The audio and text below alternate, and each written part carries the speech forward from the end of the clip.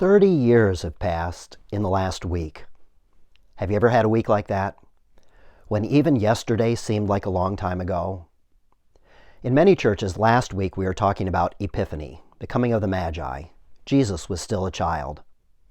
This week many churches will be focusing on Jesus' baptism. Suddenly he's an adult. We know very little about Jesus before his baptism. Then everything changed. All of a sudden, people are amazed at his teaching. We see him performing miracles. Crowds gather by the thousands to see what's going on. What has the power to make that kind of a difference? In 3 words, the Holy Spirit. The Holy Spirit showed up like a dove. When I think of power, I think of an eagle, a hawk, maybe a vulture. But a dove? Doves are gentle. They represent peace. Is it possible that power, real power, is found in courageous humility, secure vulnerability, compassionate honesty?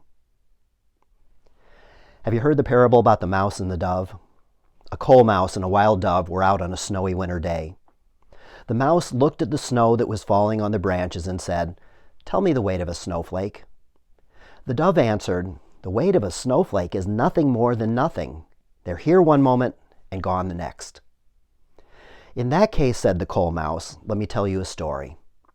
I sat on the branch of a fir close to the trunk when it began to snow. Not heavily, just like in a dream. Since I didn't have anything better to do, I counted the snowflakes settling on the twigs and needles. Their number was exactly 3,741,952.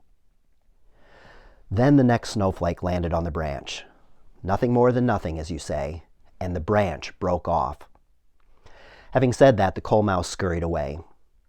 The dove, an authority on peace since Noah's time, thought about the story for a while and then finally said to herself, "Perhaps there is only one person's voice lacking for peace to come about in this world."